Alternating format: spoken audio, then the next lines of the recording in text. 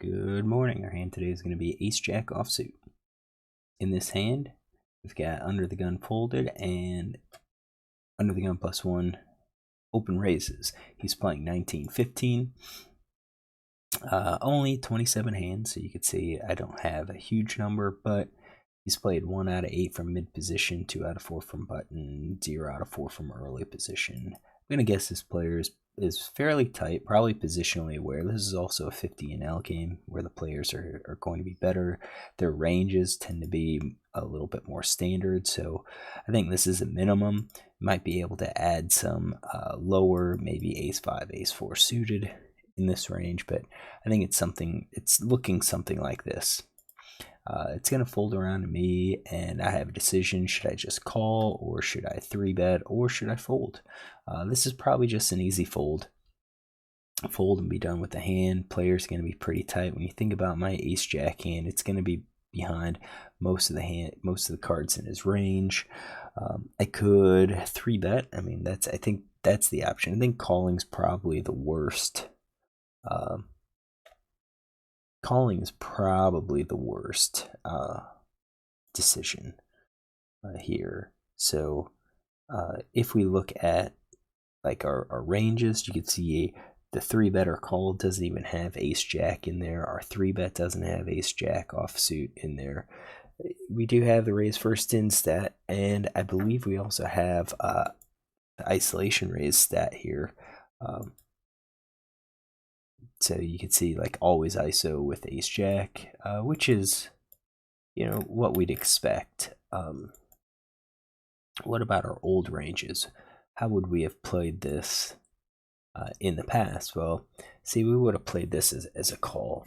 And while I think ace jack is okay, I think what we're going to be, if we flop an ace, there's a good chance that we're going to be dominated. If we flop a jack, it's a good chance that we could be going to split the pot. I'm not sure if we're going to get paid off, so I'm sure I probably followed this range here for the call because I'm so used to playing that ace jack, but I don't think that's what we should be doing. I think at this point this is either a 3-bet or fold.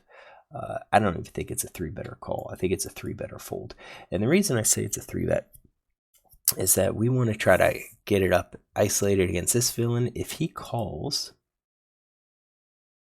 oh no, I was doing the wrong one. How about this? Let's copy this. This is my range. Okay, if we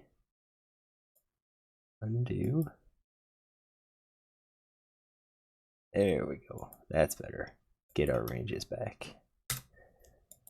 All right, so if we raise, I kind of think villain's probably going to be folding. Whoops.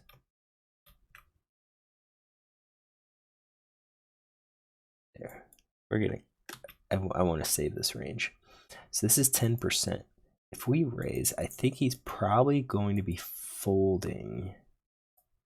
I don't know. Thinking player is probably just going to be folding maybe everything except this. I think he's going to 4-bet some of these. So we're looking at about 50% of the time he's going to fold. So I think the ace jack kind of helps us a bit. Or the 3-bet helps us a bit by generating some folds.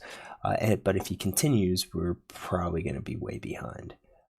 And, post-flop, I think the other thing is post-flop, the ace-jack offsuit isn't as playable as ace-jack suited. So I think ace-jack suited could 3-bet or call here. Ace-jack off, I think it's just 3-bet or fold. So I kind of think that that's what I should have done.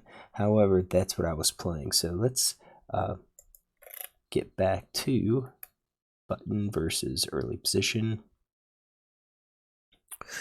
All right, we've got 3-bet or call. We'll say that this is what I played, because that's kind of what we should have done.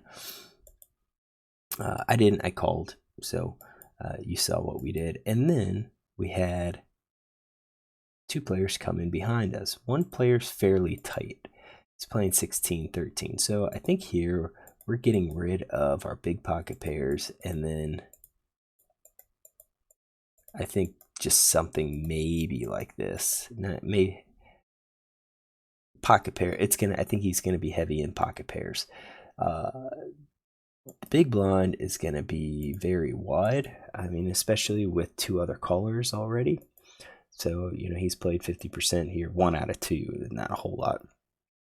But I think this is probably a player that's playing, something pretty darn wide. We could probably say like all suited, right? Get rid of, the premiums that I think would have 3-bet here. And we're playing 50 NL, so I'm going to assume that they're playing at a more standard 3-bet range, something other than kings plus ace king. So we take this to the flop, and it comes jack 7 5. So jack of hearts, 7 of clubs, 5 of hearts. So this does fit some of the callers' range. I mean, I'm gonna have jacks. I'm gonna have 9 10 8 9 7 8s. I should have those in my range. Yeah, villain 2 could also have them in his range, but I think while he might have the equity advantage because he has queens, kings, and aces, I think all of us have trips, 5 7s and jacks. Same thing with villain 6. I think I think we both have, straight draws or gut shot draws. So I don't think this is like a board that smashes either one of us. And what ends up happening is that both of these villains check. I'm going to say that they're checking 100%. And then villain 2 bets. So he bet 3 big blinds, and now he bets 2/3 pot. What is he going to bet 2/3 pot with? I think it's going to be at least top pair plus. Probably not pocket pair less than the top card. I think flush draw could bet. I think open ender could bet. What about the gut shots? I think gut shots could possibly bet. And then our 2-card backdoor flush draws might be something like this. I don't know. I think 2-card backdoor flush draws is a little too speculative. I think it's a little too speculative in a 4-way pot on a board that is going to have our flush draw and possible gut shot straight draws. I think there's other hands that he could be betting. So I think he's going to be definitely value oriented with top pair and over pair in his range, but he does have some other draws. So now it's on us. What do? We've got a top pair hand.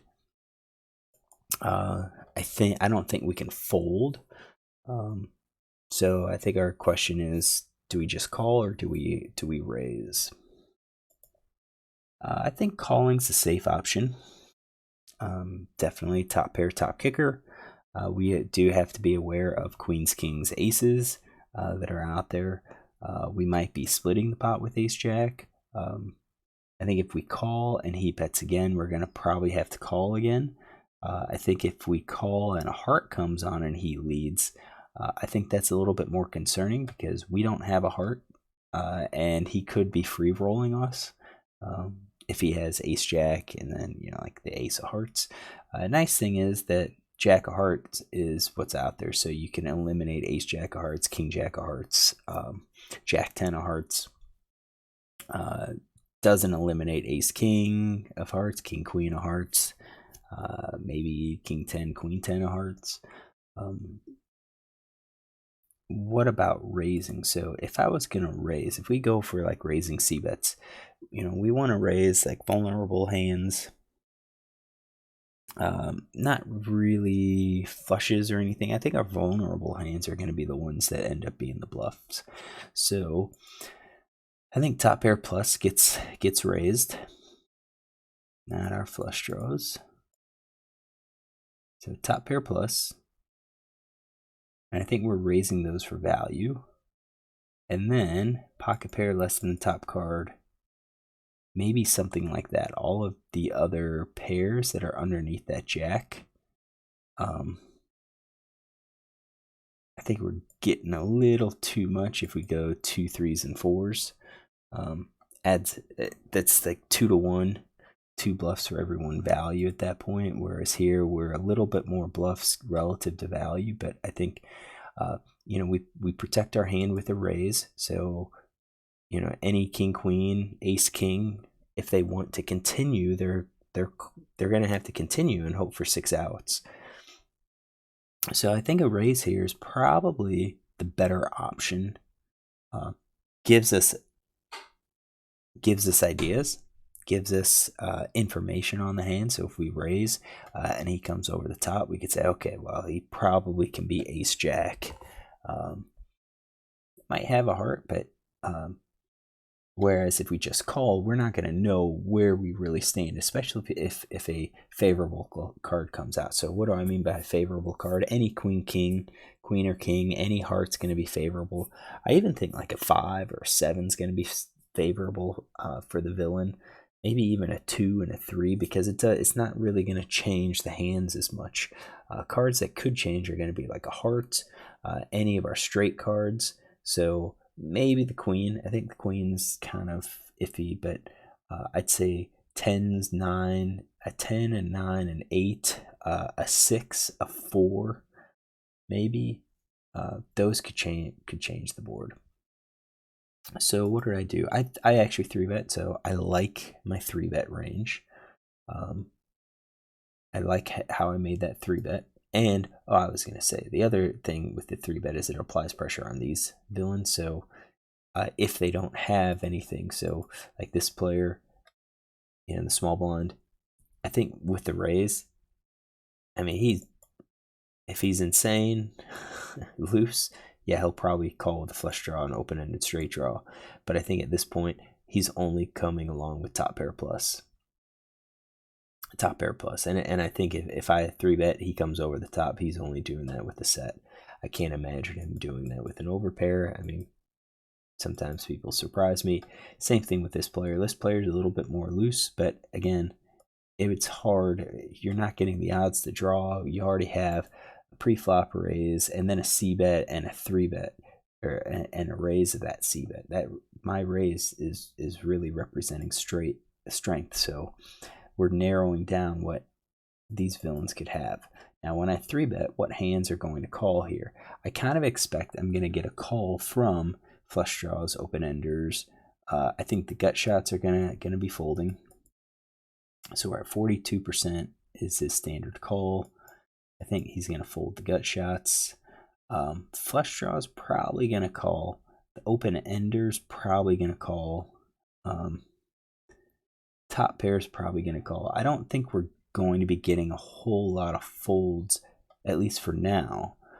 I think on the turn, if it's a non-heart, we're going to be getting a lot more folds from some of these draws. Maybe even get like an overpair to fold. So as I'm looking here, maybe the raise isn't that good because we're not generating a whole lot of fold equity. He already kind of did his fold equity by the decision of checking or c-betting, and he chose to c-bet.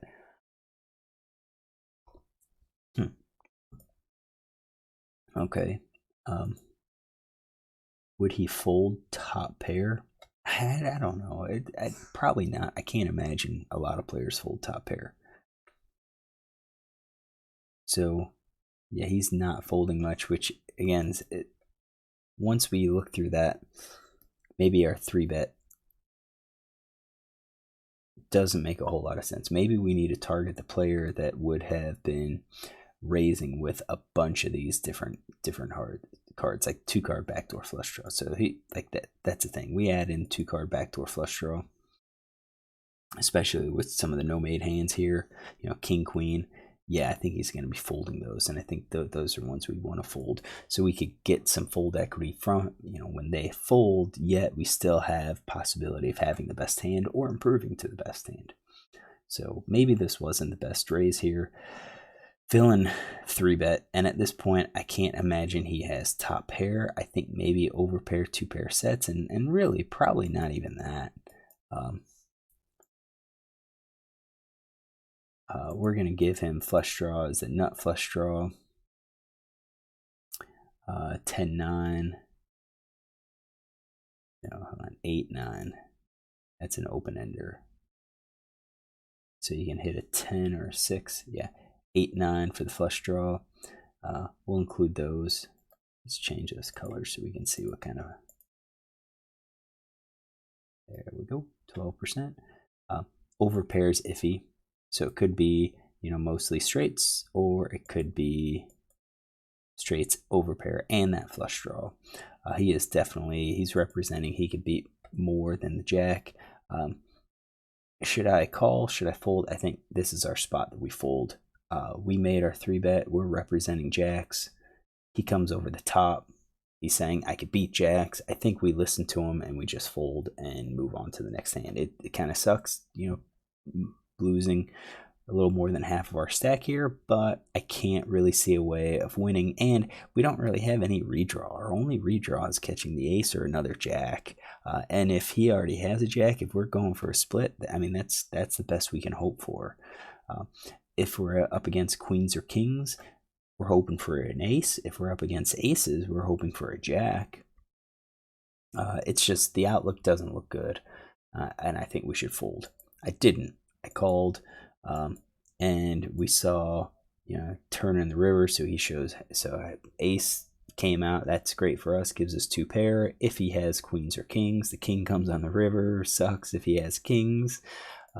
So what does he show? He actually shows kings. So in this case, it worked out. However, I think when you look at it, if he's going to raise like that, then it's coming back to us. What do we call? Well, we're not calling with any of those. Oops. Do that. There. So we're not calling with any of those. If we call top pair plus, so all of our jacks with the set, we're at 47%. We can make it better, and let's see here. Let's get our flop. So I'm getting the odds. I've got 24 to win. 24. That's here. 48, 60. 24 to win 60. I need to be good. So it's 2.5 to 1.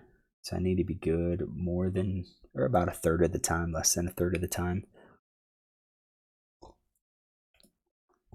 I'm probably good, and it's possible that that's kind of what I was thinking. Is that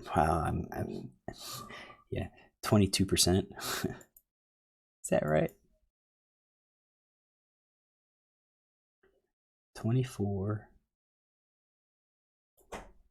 Just run our calculator here. So I've got to risk 24 to win.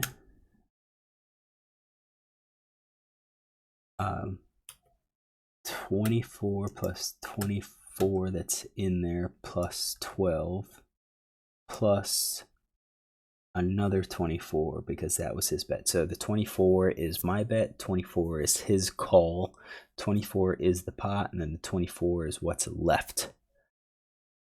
So I've got 24, 24, 12, that's our pot.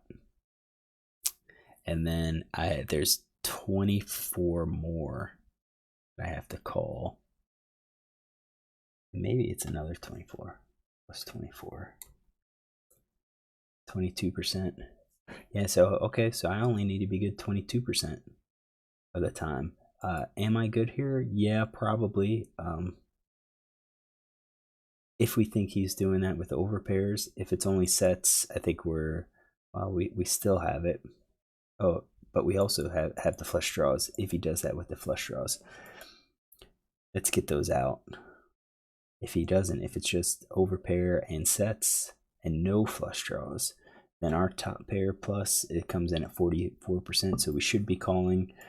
I don't think that's realistic. I think probably ace jack is probably the best we can go with. So top pair 64% versus 35%. That's if we have our sets. So yeah, we would call with our sets. Let's change that. Okay, so that was ranges. We're not getting it if it's just overpair and sets. If he also does this with his nut flush draws and with that 8-9, you can see 23%. So okay, so now it's better. Once we look at range with our actual hand versus the range, yeah, That's the best case scenario if we think he has the heart draws. And my guess is no. He's probably doing this with an overpair set, and we know it's an overpair that he's doing it with. So we're not getting the odds. We don't have the equity. We don't have the equity to make this call, so it should have been a fold. Should have been a fold. All right, so summary here. Probably should have just folded this pre-flop. I think the 3-bet, the more we look into it, I think it's probably better since we don't have any sort of redraw, and because villain's so tight, and because we're in a 4-way pot. It's probably best just to call, see what develops on the turn. Definitely see what develops on the turn. That's going to give us the opportunity. He's going to check. We're going to be able to bet at this point, and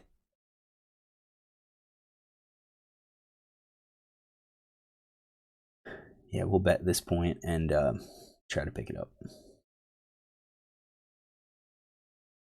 Hopefully you enjoy this. If you do, look tomorrow for another hand.